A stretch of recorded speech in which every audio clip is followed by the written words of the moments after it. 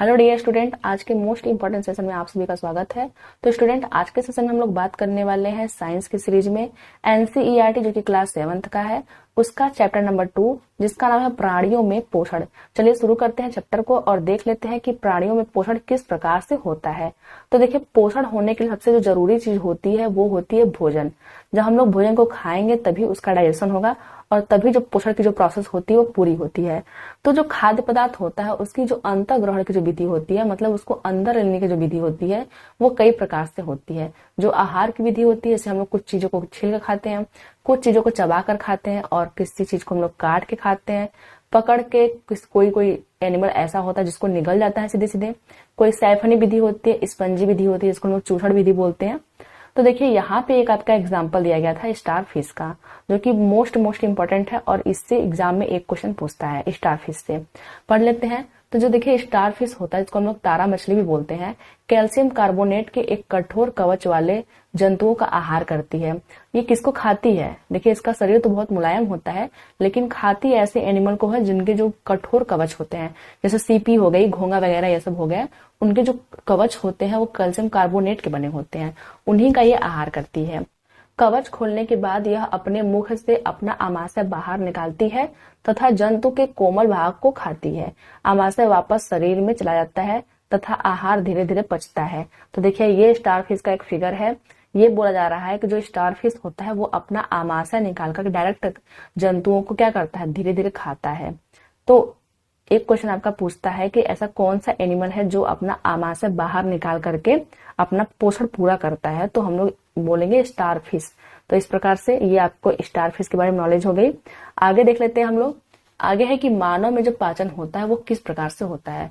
तो देखिए, जो मानव में जो पाचन होता है वो कहाँ से शुरू होता है? हमारे मुख से पाचन होना शुरू हो जाता है। और हम लोग कैसे जानेंगे कि जो हमारा मुख है वहां से पाचन शुरू होता है? तो देखिए, जब भी हम लोग कोई सपोज करते हैं, सूखी रोटी का एग्जाम्पल ले लेते हैं। जब भी हम लोग सूखी रोटी खाते हैं तो वो हमें मीठा लगता है। वो हमें क्यों मीठा लगता है? जो हमारे सलेवरी ग्लैंड है, जिसको हम लोग लार ग्रंथि बोलते हैं, उससे कुछ एंजाइम निकलते हैं और जो भोजन हमारा होता है, जो हमारी रोटी होती है, उसका जो पाचन होता है मुंह में ही शुरू हो जाता है। इस वजह से हमें मीठा लगता है। तो पढ़ लेते हैं। भोजन एक सतत नली से गुजरता है जो मुख गुहिका से प्रारंभ होकर गुदा तक जाती है। इसका मतलब शुरुआत तो मुख से होगा और जाएगा एनस तक। एनस मतलब गुदा तक जाता है।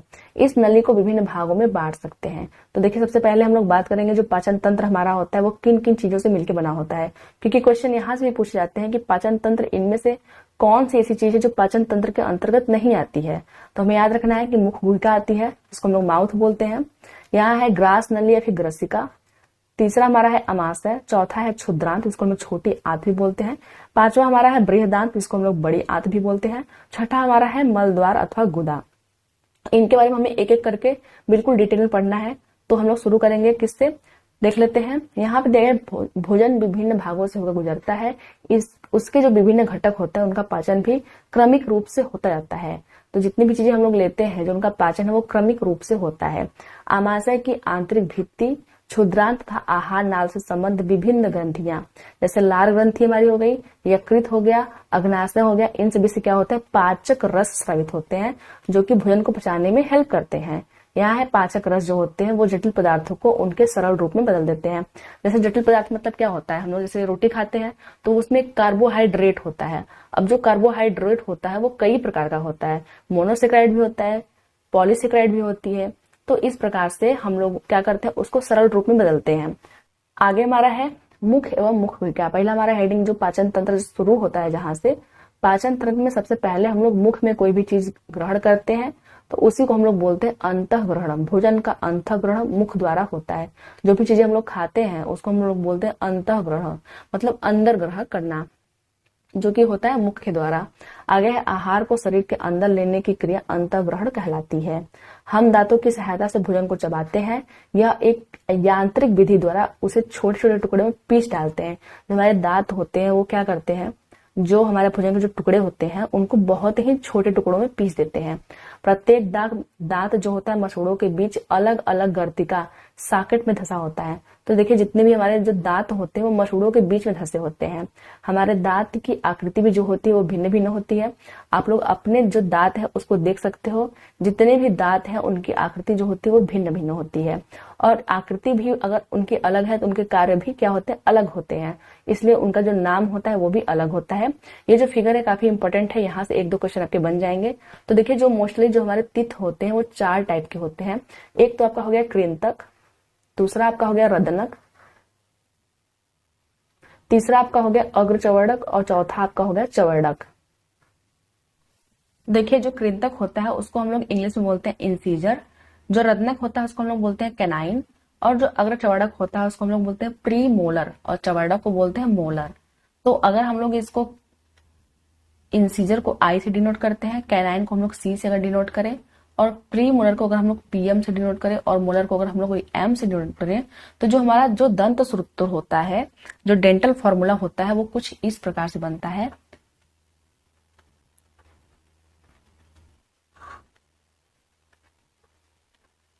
हम लोग इसको मल्टीप्लाई बाय 2 कर देते हैं। तो देखिए इसका फॉर्मूला का मतलब क्या हुआ, यहाँ पे है कि दो हमारा जो है वो क्या है, आई है। सबसे पहले देखिए हम लोग एक सीक्वेंस में लिखेंगे तभी जो हमारा फॉर्मूला है वो समझ में आएगा। ये जो हमारा 2 है वो क्या है, आई है। ये हमारा आई है। जो 1 है वो क्या है, सी है। और ऊपर नीचे दोनों को हम लोग लेंगे, 1 जो है वो ऊपर भी है, 2 भी, जो नीचे भी 1 है वो भी क्या है, सी है। और ये आपका पीएम जो है वो 2 है, और जो एम है वो 3 है। अब हम लोग इसको देखते हैं कि किस प्रकार से ये ऐसे हो गया। तो देखिए जो आई है इंसीजर है उसकी संख्या 2 मैंने बोला है, और यहाँ पे मल्टीप्लाई बाई 2 है। तो अगर इंसीजर की संख्या देखा जाए तो ऊपर 4 हो गया, और नीचे अगर देखा जाए तो जो नीचे 2 है और मल्टीप्लाई बाई 2 ये भी 4 हो गया। तो अगर हम लोग संख्याओं को गिने तो देखिए यहाँ पे कृंतक है और एरो देकर दिया गया है। यहाँ आपका एरो 1 है, दूसरा एरो यहाँ पे है, तीसरा एरो आपका यहाँ पे है, और चौथा एरो यहाँ पे है। इसका मतलब कि जो ऊपर है इंसीजर की संख्या 4 ऊपर है, और नीचे कितनी है, नीचे भी 4 है। तो इस प्रकार से 8 दांत ऐसे होते हैं जिनको हम लोग कृंतक बोलते हैं। तो आई होप कि समझ में आ गया होगा। दूसरा हमारा है सी, जो है जो कैनाइन है वो कितना है, 1 है, और नीचे भी क्या है, 1 है। अगर हम लोग 1 में 2 का मल्टीप्लीकेशन करते हैं तो ऊपर आता है 2, और नीचे भी कितना आता है, 2 आता है। क्योंकि ये नीचे का तिथ का फिगर दिया गया है तो हम लोग देख लेते हैं। जो कैनाइन हमारा यहाँ पे है, देखिए एक एरो यहाँ पे दिया गया है, और एक एरो आपका यहाँ पे दिया गया है। देखिए जो एनसीईआरटी के जो फिगर होते हैं वो काफी कुछ बताते हैं, सिर्फ इनको डिस्क्राइब करना होता है। तो यहाँ पे आपके जो आपकी रत्नक की संख्या आ गई वो ऊपर तो 2 है और नीचे 2 है। इसका मतलब पूरी अगर टोटल संख्या पूछेगा तो आप लोग बोलोगे 4। अब हम लोग देखते हैं अग्रचवर्णक, मतलब जो हमारा प्री मोलर होता है उसकी संख्या कितनी होती है। तो देखिए यहाँ पे कितना है, 2 है, यहाँ भी 2 है। तो अगर 2 का मल्टीप्लाई हम लोग 2 से करेंगे तो आ जाएगा 4, और अगर हम लोग यहाँ नीचे के 2 के मल्टीप्लाई 2 से करेंगे तो ये भी होगा 4। इस प्रकार से 8 जो होते हैं वो आपके होते हैं अग्रचवर्णक, जिसको हम लोग बोलते हैं प्री मोलर। अब देख लेते हैं। तो देखिए ये जो अग्रचवर्णक है उसका जो एरो है वो कुछ यहाँ से गया हुआ है यहाँ पे, और यहाँ पे गया हुआ है यहाँ पे। 2 तो इधर है, और 2 कहाँ है, 2 हमारा इधर है, ये हो गया, और एक ये इधर हो गया। मतलब 4 जो होते हैं अग्रचवर्णक वो ऊपर होते हैं, और 4 ही अग्रचवर्णक नीचे भी होते हैं। अब देख लेते हैं मोलर की संख्या, मतलब चवर्णक संख्या देख लेते हैं। अब 3 है, 3 में मल्टीप्लीकेशन करते हैं 2 का तो मतलब 6 ऊपर हो जाएंगे, और 3 में अगर 2 का गुणा करते हैं तो वो 6 नीचे हो जाएंगे। इस प्रकार से कुल टोटल 12 जो दांत होते हैं वो चवर्णक होते हैं। अब हम लोग देख लेते हैं। देखिए ये एरो जो है वो यहाँ से निकला है, और आपके पहले दांत में यहाँ पे गया है, दूसरा आपका ये है, और तीसरा ये है। 3 इस साइड हो गया, और 3 इस साइड है, 1 2 और 3 इस साइड है। इसका मतलब जो नीचे चवर्णक की संख्या है, जो मोलर्स की संख्या है वो 6 है। इसी प्रकार ऊपर भी क्या होते हैं, ये 6 नंबर में होते हैं।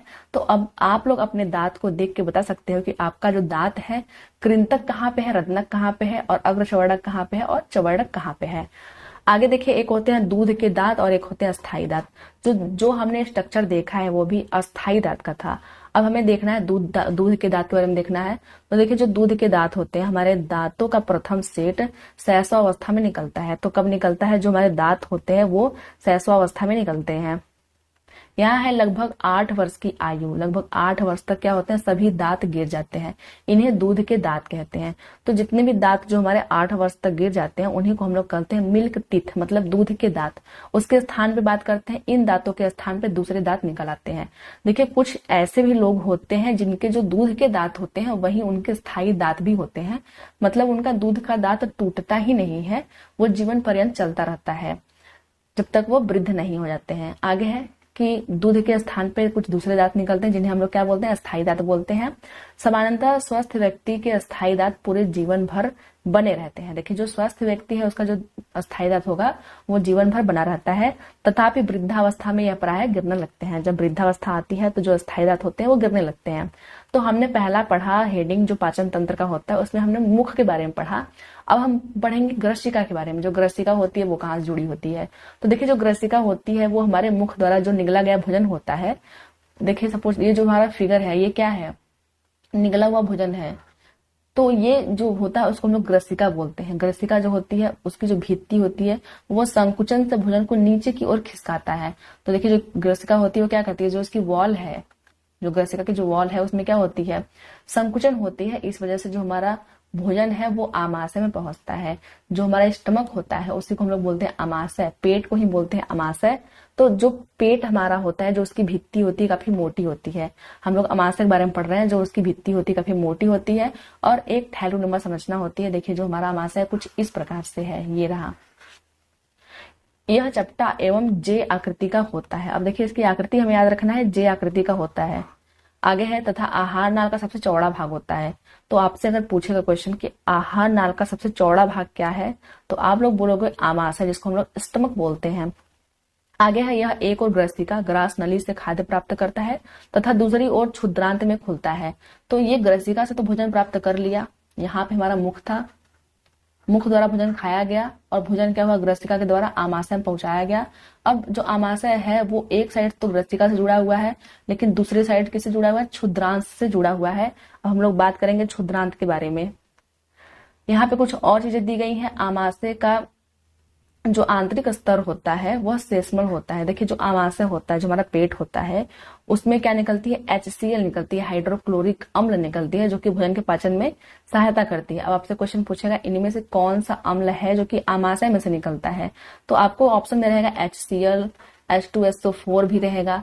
तो आपको क्या बताना है, HCl बताना है, हाइड्रोक्लोरिक अम्ल निकलता है जो कि पाचन करता है। देखिए एक क्वेश्चन ये आता है कि अगर हमारे पेट में से हाइड्रोक्लोरिक अम्ल निकलता है, एसिड निकल रहा है, तो उससे हमारा पेट क्यों नहीं जलता है। हमारा पेट भी तो जलना चाहिए, क्योंकि जो आपका HCl है सबसे पहले हमारे पेट के स्किन पे ही रिएक्शन करेगा। तो देखिए जो श्लेष्मल आपका जो ये वर्ड है, श्लेष्मल जो होता है वो सपोज करते हैं ये आपका स्टमक है कुछ इस प्रकार से। तो जो श्लेष्मल होता है वो आपके स्टमक के चारों तरफ जितने भी आपके पार्ट्स होते हैं, जितनी स्किन होती है उसको ढक लेता है। तो जो हाइड्रोक्लोरिक अम्ल होता है उसका रिएक्शन जो होता है स्किन पे, स्टमक वाले स्किन पे नहीं हो पाती है। इस वजह से हमारा पेट होता है वो जलता नहीं है। आगे है श्लेष्मल आमाशय के आंतरिक स्तर को सुरक्षा प्रदान करता है। जैसे मैंने बताया अम्ल से सुरक्षा प्रदान करता है। अम्ल जीवाणुओं को नष्ट कर देते हैं। जितने भी जो हाइड्रोक्लोरिक अम्ल होते हैं, जो भोजन के साथ जीवाणु जो पेट में पहुंच चुके हैं, उनको अम्ल जो होता है वो नष्ट करता है। पाचन रस जो होता है, जिसको हम लोग बोलते हैं जठर रस, प्रोटीन को सरल पदार्थों में विघटित कर देता है। तो जो प्रोटीन होता है उसका जो पाचन होता है वो आमाशय में होता है। हमें याद रखना है जो प्रोटीन है उसका पाचन कहाँ होता है, आमाशय में होता है। अब हम पढ़ेंगे क्षुद्रांत के बारे में। देखिए यहाँ पे दिया गया है क्षुद्रांत जो होता है वो लगभग 7.5 मीटर लंबा होता है। अब देखिए कोई बोलेगा कि डाटा कैसे याद रखेंगे 7.5 मीटर लंबा, तो ये जरूरी है। अभी मैं आपको एक क्वेश्चन बताऊंगी कि किस प्रकार से क्वेश्चन पूछा गया था, तो हमें सबसे पहले ये डाटा भी याद कर लीजिए आप लोग। क्वेश्चन मैं आगे बताऊंगी। तो जो क्षुद्रांत होता है उसकी जो लंबाई होती है वो 7.5 मीटर लंबी होती है। कुंडलित नली है, यह यकृत एवं अग्नाशय से स्राव प्राप्त करता है। यहाँ भी क्वेश्चन बनता है जो क्षुद्रांत होता है उसमें जो आपका स्राव होता है, यकृत और अग्नाशय का स्राव आता है ताकि भोजन का डाइजेशन अच्छी तरीके से हो सके। आगे हम लोग पढ़ लेते हैं, यकृत की बात आई है तो यकृत के बारे में बात कर लेते हैं। तो देखिए जो यकृत हमारा होता है वो लाल भूरे रंग का होता है। लाल भूरे रंग की ग्रंथि है जो उदर के ऊपरी भाग में दाहिने दक्षिण ओर अवस्थित होती है। तो देखिए सबसे पहले हमें यकृत की पोजीशन देखनी है अपने शरीर के अंदर, जो हमारी यकृत है वो कहाँ पे है, क्योंकि बहुत सारे ऐसे स्टूडेंट होते हैं जिनको यही नहीं पता होता है कि किधर लीवर है किधर किडनी है, उनको पता ही नहीं होता है। तो क्या है, उदर के ऊपरी भाग में होते हैं और दाहिने तरफ होते हैं, पेट के ये दाहिने तरफ होते हैं। ये शरीर की सबसे बड़ी ग्रंथि है। क्वेश्चन यहाँ से पूछती है शरीर की सबसे बड़ी ग्रंथि कौन सी है, तो वहां आंसर होता है यकृत। अब देखिए यहाँ पे अगला क्वेश्चन है पित्त रस का स्राव करती है। अब यहाँ भी एक क्वेश्चन बनता है, क्योंकि जो पित्त रस का स्राव होता है, अधिकतर हम लोग बोलते हैं पित्त रस का स्राव कहाँ से होता है, तो आंसर फटाक से निकल के आता है पित्ताशय से होता है। तो देखिए जो पित्त रस का जो स्राव होता है वो पित्ताशय से नहीं होता है, जबकि पित्ताशय में पित्त रस इकट्ठा होता है और पित्त रस का स्राव यकृत से होता है। तो यहाँ पे है यह पित्त रस का स्रावित, यह पित्त रस स्रावित करती है जो एक थैली में संग्रहित होता रहता है, इसे हम लोग पित्ताशय बोलते हैं। तो पित्त रस पित्ताशय में इकट्ठा होता है और निकलता कहाँ से है, यकृत से निकलता है। तो इसका काम क्या है, तो देखिए ये क्या करता है, वसा के पाचन में महत्वपूर्ण भूमिका निभाता है। तो जो पित्त रस होता है वो क्या करता है, फैट के डाइजेशन में मेन रोल प्ले करता है। ये आगे हमारा है। अब पढ़ते हैं हम लोग अग्नाशय के बारे में। देखिए ये जो हमारा पाचन तंत्र होता है उसमें ये जो ग्लैंड है, अग्नाशय हो गया, यकृत हो गया, ये बहुत इंपॉर्टेंट होते हैं, इसलिए हम लोग इसको पाचन तंत्र के साथ ही पढ़ते हैं। तो पढ़ लेते हैं। तो देखिए जो अग्नाशय होता है वो हल्के पीले रंग का होता है, बड़ी सबसे बड़ी ग्रंथि होती है, बड़ी ग्रंथि है जो आमाशय के ठीक नीचे स्थित होती है। जो हमारा आमाशय था कुछ इस प्रकार से था, ये थैलीनुमा संरचना थी, उसी के जस्ट नीचे ये होती है। यह क्या करती है, अग्नाशयी रस निकालती है। जो अग्नाशय रस होता है वो कार्बोहाइड्रेट और प्रोटीन पे रिएक्शन करता है, क्रिया करता है। अभी हम लोगों ने देखा जो हमारी यकृत होती है उससे पित्त रस निकलता है जो कि आपका फैट पे रिएक्शन करता है, और यहाँ पे जो अग्नाशयी रस है वो कहाँ, कार्बोहाइड्रेट और प्रोटीन पे क्रिया करता है और उनको पचाता है। यहाँ पे आंशिक रूप से पचा भोजन अब क्षुद्रांश के निचले भाग में पहुंचता है। जो पच गया है भोजन वो क्या होता है, क्षुद्रांत्र के निचले भाग में पहुंचता है, जहां आंत्र रस पाचन क्रिया को पूरा कर देता है। जो हमारा अग्नाशय है जो उससे आंत्र रस निकला हुआ है वो पाचन क्रिया को पूरा करता है। अब देखिए जो कार्बोहाइड्रेट होते हैं उसको वो सरल शर्करा में बदल देता है, सपोज करते हैं ग्लूकोज में बदल दे रहा है, जैसे ग्लूकोज में परिवर्तित कर देता है। जो वसा होता है वो वसा अम्ल और प्लस ग्लिसरॉल में बदलता है। ग्लिसरॉल, ये दोनों जरूरी है याद करना कि जो वसा होता है, जो फैट हमारा होता है वो किन किन चीजों में टूटता है। तो हम लोग बोलेंगे फैटी एसिड और ग्लिसरॉल में, वसा अम्ल एवं ग्लिसरॉल में टूटता है वसा। अच्छा जो प्रोटीन होता है वो प्रोटीन किस में टूटता है, तो प्रोटीन क्या होता है, एमिनो एसिड से बना हुआ है, तो एमिनो एसिड में ही टूटेगा। तो जो प्रोटीन होती है वो टूट के बन जाती है एमिनो एसिड। इस प्रकार से पाचन होता है। अब हम लोग पढ़ेंगे क्षुद्रांत के बारे में। देखिए जो क्षुद्रांत होता है, पचा हुआ भोजन अवशोषित होकर क्षुद्रांत की भित्ति में स्थिर रुधिर वाहिनियों में चला जाता है। इसका मतलब जो पाचन की क्रिया होती है वो तो आपका आमाशय में होता है, लेकिन जो अवशोषण की जो क्रिया होती है वो अधिकतर कहाँ होती है, क्षुद्रांत में होती है। इस प्रक्रम को अवशोषण कहते हैं। ये जो प्रक्रम है उसको अवशोषण करते हैं। जो क्षुद्रांत की भित्ति होती है उस पर अंगुली के समान उभरी संरचनाएं होती हैं जिन्हें हम लोग दीर्घ रोम या फिर रसांकुर कहते हैं। तो देखिए क्षुद्रांत जो होती है वो काफी कुंडलित संरचना होती है, सपोज करते हैं कुछ इस प्रकार से होती है। तो ये क्या होती है कि ये जो भित्ति इसकी है उस पे कुछ अंगुली संरचनाएं होती है। इसमें क्या होता है, कुछ ऐसे संरचनाएं बनी होती है कुछ इस प्रकार से, जिसमें क्या होते हैं, जिसको हम लोग बोलते हैं दीर्घ रोम या फिर हम लोग बोलते हैं रसांकुर। भोजन का वह भाग जिसका पाचन नहीं हो पाता है अथवा अवशोषण नहीं होता है बृहदांत में भेद जाता है। तो देखिए क्षुद्रांत जो होता है उसमें पाचन और अवशोषण की क्रिया पूर्ण हो जाती है, लेकिन कभी कभी क्या है कि कुछ चीजें नहीं पची रहती हैं, कुछ का अवशोषण नहीं हुआ रहता है, तो उसका जो है बृहदांत में भेद जाता है। अब देखिए जो बृहदांत है उसका क्या कार्य है, तो पढ़ लेते हैं बृहदांत के बारे में। जो बृहदांत होता है वो क्षुद्रांत की अपेक्षा चौड़ा एवं छोटा होता है। देखिए जो क्षुद्रांत होता है उसका नाम पढ़ के लग रहा है छोटा होगा, लेकिन ये अपोजिट होता है। ये क्षुद्रांत जो होता है वो बड़ा होता है। वो क्या होता है, बड़ा होता है। अब जो बृहदांत है, बृहद मतलब बड़ा होता है, लेकिन ये अपने नाम से अपोजिट काम कर रहा है। यह क्या होता है, छोटा होता है। अब हम लोग देख लेते हैं क्वेश्चन। यहाँ पे है यह लगभग 1.5 मीटर लंबी होती है। तो देखिए अभी हम लोगों ने क्षुद्रांत था उसको हम लोगों ने पढ़ा था 7.5 मीटर ये लंबा होता है, और अभी हम लोगों ने पढ़ा जो बृहदांत होता है वो 1.5 मीटर लंबा होता है। तो देखिए इन दोनों में कितना अंतर है। अगर हम लोग इसको सॉल्व करते हैं तो ये आपका 1 आएगा और ये आपका 5 आएगा। मतलब जो क्षुद्रांत और बृहदांत में जो लंबाई का अनुपात है वो 1:5 का है। तो ये क्वेश्चन पूछा गया था एक बार एग्जाम में कि जो क्षुद्रांत और बृहदांत होता है उनमें जो लंबाई का रेशियो होता है वो कितना होता है। तो देख सकते हैं एग्जामिनर जो एग्जामिनर होता है वो कितनी खतरनाक टाइप से क्वेश्चन पूछ सकता है। यहाँ से क्वेश्चन पूछा गया था। अब पढ़ लेते हैं। इसका मुख्य कार्य जो होता है जल और कुछ लवणों का अवशोषण होता है। जो बृहदांत होता है उसका जो मेन वर्क होता है वो क्या होता है, जल और कुछ लवणों का अवशोषण होता है, लेकिन जो क्षुद्रांत था वो जो पोषक तत्व थे उनका अवशोषण कर रहा था। अब देखिए जो बिना पचा हुआ अपचित पदार्थ है वो मलाशय में चला जाता है। जो मलाशय है वहां पे जो अनडाइजेस्टेड जो मटेरियल है, जिसका डाइजेशन नहीं हो पाया है, उसको भेजा जाता है। अब आगे देखते हैं। देखिए आगे एक हेडिंग है, घास खाने वाले जंतु में पाचन। अभी तो हम लोगों ने ह्यूमन के बारे में देखा कि जो ह्यूमन बीइंग है वो किस प्रकार से पाचन कर रहे हैं। अब हम लोग देखेंगे जो घास खाने वाले जंतु हैं उनमें पाचन कैसे होता है। तो यहाँ पे जो घास खाते हैं कौन कौन से हैं, गाय हो गई, मुख्यतः हम लोग बात कर रहे हैं तो मुख्यतः गाय भैंस हो गई, घास खाने वाले जो होते हैं उन्हें हम लोग शाकाहारी कहते हैं। देखिए वो क्या करते हैं, लगातार जुगाली करते रहते हैं। अब वो जुगाली क्यों करते रहते हैं, वो जब खाना नहीं भी खाते हैं तब भी जुगाली करते हैं, अपने मुंह को हिलाते डुलाते रहते हैं। तो वास्तव में वे पहले घास को जल्दी जल्दी निगल कर आमाशय के एक भाग में भंडारित कर लेते हैं। तो क्या करते हैं, सबसे पहले जल्दी जल्दी ये खा लेते हैं और सीधे इनका जो भोजन होता है वो आमाशय के एक भाग में भंडारित हो जाता है। यह भाग रूमेन, जिसको हम लोग बोलते हैं प्रथम आमाशय कहलाता है। देखिए जो रूमन जो वर्ड है रूमेन, उसी की वजह से जो घास खाने जंतु होते हैं उनको हम लोग रूमिनेंट बोलते हैं, मतलब जिसके पास रूमेन है। तो जो पहला भाग होता है उसको हम लोग रूमेन बोलते हैं। इसी में क्या होता है, ये स्टोर हो जाता है। अब जो रूमिनेंट होते हैं, देखिए यहाँ पे रूमिनेंट है। अब रूमिनेंट का मतलब सीधे सीधे ये हो गया घास खाने वाले। अब आपको कभी भी अगर फ्यूचर में रूमिनेंट वर्ड दिखता है तो उसका सीधे सीधे मतलब यह है कि जो घास खाने वाले जंतु होते हैं वो। तो रूमिनेंट में आमाशय 4 भागों में बटा होता है। तो ये क्वेश्चन पूछ सकता है जो रूमिनेंट का जो आमाशय होता है वो कितने भागों में बना होता है। तो वो कितने भागों में होता है, 4 भागों में होता है। तो रूमेन में भोजन का आंशिक पाचन होता है जिसे जुगाल कण कहते हैं। तो देखिए सपोज करते हैं ये इतना बड़ा घास था, किसी एनिमल ने इसको खाया, अब जाके ये आमाशय में इकट्ठा हो गया। तो आमाशय में क्या होता है, आंशिक पाचन होता है, थोड़ा बहुत पाचन होता है। तो ये क्या होगा, टूट टूट के कुछ खंड में हो जाता है इस प्रकार से। इसी को हम लोग बोलते हैं जुगाल कण। क्या बोलते हैं, जुगाल कण। परंतु बाद में जंतु इस छोटे पिंडकों के रूप में पुनः मुख में लाता है। अब ये जो छोटे छोटे पिंडक है इसको क्या करेगा, पुनः मुख में लाएगा और इसको चबाएगा, चबाता रहता है। इस प्रक्रम को हम लोग रोमेंथम कहते हैं। रोमंथम मतलब जुगाली करना होता है। ऐसे जंतु को हम लोग रूमिनेंट अथवा रोमंथी जंतु कहते हैं। तो कभी भी आपको रूमिनेंट वर्ड देखने को मिलेगा अगर, तो आप लोग सीधे इसको रिलेट करिएगा घास खाने वाले जंतुओं से। आगे है, घास में सेलुलोज की प्रचुरता होती है जो एक प्रकार का कार्बोहाइड्रेट है। देखिए जो कार्बोहाइड्रेट होते हैं वो 3 प्रकार के होते हैं।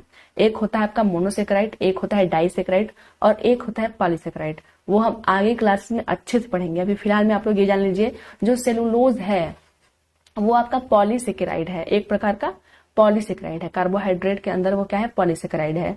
ये हम लोग याद रखेंगे। तो यहाँ पे है, किसी रूमिनेंट अथवा रोमंथी पशु, हिरन आदि के रूमेन में सेलुलोज का पाचन करने वाले जीवाणु पाए जाते हैं। अब देखिए इनके जो रूमिनेंट है, जिनका आमाशय है, वहां पे कुछ बैक्टीरिया भी पाए जा रहे हैं सेलुलोज का पाचन करने के लिए। आगे है, बहुत से जंतु जो होते हैं वो मनुष्य जो होते हैं सेलुलोज का पाचन नहीं कर पाते हैं। तो जो गाय लोग होती हैं, जो घास खाने वाले जो जंतु होते हैं, उनमें जो पाचन होता है वो इस वजह से होता है कि जो इनका रूमेन है, मतलब जो इनका प्रथम आमाशय है, उसमें कुछ बैक्टीरिया होते हैं, जीवाणु होते हैं। वही क्या करते हैं, पाचन में इनकी हेल्प करते हैं। तो ये आपका गाय है, गाय का एग्जाम्पल है, किसी रोमंथी का आमाशय। ये आमाशय का फिगर दिया गया है और इसमें रूमेन को इंडिकेट किया गया है कि रूमेन कहाँ होता है। ये डायरेक्ट घास को खाएगी और जो घास होता है वो कहाँ आता है, प्रथम आमाशय, यहाँ पे आके इकट्ठा हो जाता है। अब हम लोग कुछ क्वेश्चन को देखेंगे। देखिए क्वेश्चन नंबर पहला हमारा है, वसा का पूर्ण रूपेण पाचन जिस अंग में होता है वह है। तो जो वसा होता है सबसे पूरी तरीके से वह कहाँ पच पाता है। पहला है आमाशय, दूसरा है मुख, तीसरा है क्षुद्रांत और चौथा है बृहदांत। तो देखिए जो वसा होता है वो पूर्ण रूप से क्षुद्रांत में इसका पाचन होता है। ऑप्शन नंबर तीसरा हमारा है वो सही हो जाएगा। आगे हमारा है, जल का अवशोषण मुख्यतः जिस अंग द्वारा होता है वह है। तो हम लोगों ने पढ़ा था जो हमारा बृहदांत होता है वो जल और खनिज का अवशोषण करता है। जो अन्न पचा हुआ भोजन होता है उससे जल का अवशोषण करता है, इसलिए जो ऑप्शन नंबर 4 जो हमारा है वो सही हो जाएगा। आगे हम लोग देख लेते हैं। आगे हमारा है, match of the following, column पहला को कॉलम दूसरा से मिलाना है। तो यहाँ पे दिया गया है खाद्य घटक और यहाँ पे दिया गया है पाचन के उत्पाद, कि मतलब जो खाद्य घटक होते हैं वो पाचन के बाद क्या बनते हैं। तो हम लोगों ने पढ़ा है जो कार्बोहाइड्रेट होता है जब वो टूटता है तो क्या बनता है, शर्करा बनता है। जो प्रोटीन होती है जब टूटती है तो एमिनो एसिड बनती है। और जब वसा जो है वो टूटता है तो वसा अम्ल और ग्लिसरॉल बनता है। इसको हम लोग देख लेंगे। आगे हमारा है, अब हमें फिर से मैच ऑफ द फॉलोइंग करनी है। तो देखिए कॉलम ए को हमारे कॉलम बी से मिलाना है। मिला लेते हैं। जो लार ग्रंथि होती है वो क्या करती है, पित्त रस का श्रावण, बिना पचे हुए भोजन का भंडारण, लार रस स्रावित करना। तो लार ग्रंथि लार रस को ही स्रावित करेगी। ऑप्शन नंबर 30 से मैच होगा। अगला हमारा है आमाशय। फिर है यकृत, फिर है मलाशय, क्षुद्रांत, वेदांत। देखिए जो सबसे सबसे इजी वाला जो है वेदांत है। जो वेदांत होता है वो क्या करता है, जल का अवशोषण करता है, इसको हम लोग इससे मिला देंगे। जो क्षुद्रांत होता है, क्षुद्रांत में क्या होता है, पाचन का पूरा प्रोसेस हो जाता है और बाकी जो चीजें नहीं हुई रहती है वो बृहदान्त में होती है। तो ये यहाँ इससे हम लोग मिलाएंगे। आगे है अमाशय। तो देखिए जो अमाशय होता है उससे क्या निकलता है, अम्ल निकलता है, तो यहाँ हो जाएगा अम्ल का निर्मोचन। आगे हमारा है मलाशय। तो देखिए जो मलाशय होता है उसमें क्या होता है, बिना पचा हुआ भोजन इकट्ठा होता है, तो हम लोग इसको इससे टिक कर देंगे। आगे है यकृत। तो यकृत क्या करता है, पित्त रस का श्रावण करता है, तो इसको हम लोग क्या करेंगे, इस प्रकार से यहाँ पे मिला देंगे। तो इस प्रकार से हमारा पूरा मैच ऑफ द फॉलोइंग हो गया। आगे देख लेते हैं। बस आज की वीडियो में इतना ही। चलिए फ्रेंड्स, अब मिलते हैं किसी और वीडियो में, तब तक के लिए धन्यवाद।